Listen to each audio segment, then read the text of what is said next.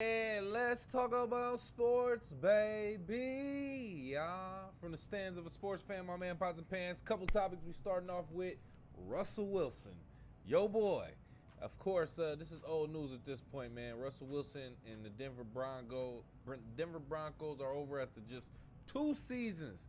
They informed the veteran quarterback on Monday that they will release him after the start of the new league year on March 13th. That's 313 day, by the way. Russell Wilson, 35 years old. 13th season is what he's entering in the 2024-2025 season. And despite his Denver doldrums, or his he been going through it in Denver. 9-time Pro Bowl, second highest passer rating in the Super Bowl era at 100.0, and remains the only player in NFL history with at least 40,000 passing yards and 5,000 rushing yards. So we can't throw dirt on my man's name. And he's a Super Bowl champion, by the way. So let's be real.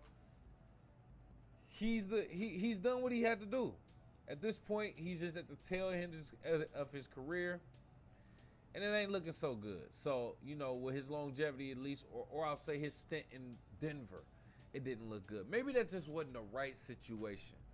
Or it could be saying, I say the next team that he goes to, if he goes to another team, that'll probably determine, okay, whether or not you need to retire Russell Wilson. That's all I'm going to say. So depending on how you play at your next team, if they even start you probably need to go to a desperate team. Like, I see Chicago. I see Chicago in his future. Or maybe Atlanta. But they're saying Justin Fields will possibly go there. Either way it go, Russell Wilson in Denver, it's been real. You got your bread, though. They said $85 million, but I think you really just got like, what, $36 million left or something like that, $38 million, $35, something like that. But Russell Wilson, hey, man, you did your thing, man, but it's time for you to get up out of there and walk you to your car, man. Let me know what you think. What's a good fit for Russell Wilson after leaving the Denver Broncos? Go off in the live chat in the comments, call into the show. 313-466-4386. Keeping it in the NFL, though, I want to talk about these cold-ass games in the winter. Winter sports specifically, let's get into the NFL. Should NFL stadiums be required to be indoors, considering football is a winter sport? I say yes. Perfect example. Kansas City Chiefs against Miami Dolphins in the 2023 NFL playoffs on January 13, 2023. It was -4 degrees Fahrenheit with wind chills measured at -20. That was at kickoff. By the time the game ended, I think they said it was at -28 wind chill with a -9 or -8 degrees Fahrenheit. Oh my God, bro. And people were out there watching that game. Unfortunately, due to the extreme cold, dozens of fans suffered from frostbite and were transported to the local hospital for hypothermia-related injuries, according to the Kansas City Fire Department spokesperson. According to Nexstar's WDAF, Dr. Megan Garcia, the medical director for the Grossman Burn Center in Kansas City, 70% of the patients admitted due to frostbite during the extreme cold weather had been advised to undergo amputation. Was it worth it? Niggas literally gave an arm and a leg to go see the Kansas City Chiefs play the Miami Dolphins in the freezing cold. Like, that's crazy to me, dog. Listen, you don't even get to enjoy the game. Look how this girl wrapped up. You don't even get to enjoy the game, dog. Wrapped up like this for real. You can't even stand up and cheer for real. You could barely watch the game. There's no way. There's no way. I think all of those people that suffer from that should sue the NFL. Sue the NFL. Sue the team. Sue the Kansas City Chiefs. Sue the Miami Dolphins too. Because they brought y'all to those conditions. They didn't accommodate y'all either. No blankets, no nothing. Just in the cold. Yeah, I think y'all should sue the NFL for this. And the NFL stadiums, all with these billionaires that sit in those suites watching the game, they should be paying for a better stadium. I'm talking about Chicago, right off the water. I'm talking about Green Bay, right off the water. Buffalo Bills, cold ass stadiums where it be snowing. Man, no. We need new stadiums. We need all indoors. That's just what I think. Let me know what you think. Go off in the live chat in the comments. Call into the show. 313-466-4386. I have to make sure I'm looking the right way in this mug. We got another story we talking about. But before we do that, just want to give you another brief update. It's no real update if I'm being honest, though. The UFL, which is now, in case you don't know, formerly the USFL and the XFL, formerly of those, I should say. The UFL season starts March 30th, so we're approaching. I think we got, it's March 8th right now, so we got another 22 days, less than 2 weeks. I mean, less than a little bit over 3 weeks, excuse me. Starting on the 30th, which is a Saturday, USFL Conference versus the XFL Conference, essentially. You got the champion from the USFL, the Birmingham Stallions, against the champion from the XFL, which I believe were the Arlington Renegades. I probably need to get that right, though. But you got the other teams, Houston Roughnecks, Memphis Showboats, Michigan Panthers, DC Defenders, San Antonio Brahmas, and St. Louis Battlehawks. Random ass teams. I'm just hoping we see some good games, man. I'm talking about long passes, hard tackles, juke spins, a little bit less lenient on the rules than the NFL, and hard hits. I think I said that already. So if we can see all that, y'all can bring the real entertainment to football. I would love to see it, especially during summertime when there's no real sports outside of baseball on. It's just baseball and hockey. Not to say that they ain't real sports, but niggas ain't watching that. But all I want to say is shout out to UFL. Good luck today's season. Will you watch it, though? Go off in the live chat in the comments or call into the show. 313-466-4386. Oh, yeah, we got another one we're going to talk about, too. This is talking about basketball, baby. More specifically, college basketball. Because Dartmouth's men's basketball team just voted to unionize on Tuesday in an unprecedented step towards forming the first labor union for college athletes and another blow to the NCAA's deteriorating amateur basketball model. The school has appealed to the full NLRB, the National Labor Relations Board, seeking to overturn last month's decision by the board's regional official that the Dartmouth players are employees and thus entitled to unionize. Both sides also have until March 12th to file an objection with the NLRB over the election procedures. The case is probably going to end up in federal court, and it's probably going to have more of a national effect than we all think as of right now. It will be delayed, though, so basically the people that are on the basketball teams right now, Dartmouth, they're not going to feel the effects of this. No, even if it does get passed officially, federally, they're not going to feel the effects of this. It's going to take longer than 3, 4, 5 years, for real. So they'll be setting a good standard if it gets passed, but other than that, it's not going to be too much. Here's the thing about that whole situation. Now that they're unionized, they'll be considered as employees and they can get health benefits. So when they get injured, they ain't got to come out of their pocket for those injuries.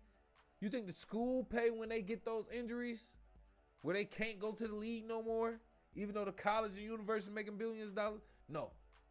They have to come out of pocket. They got to use their own personal health care. So if it's going to be a life-ending or career-ending injury, or any injury for that matter, I want the school to pay for it, or at least to come out of the health care for that. So I agree 100% with the students student athletes being considered employees.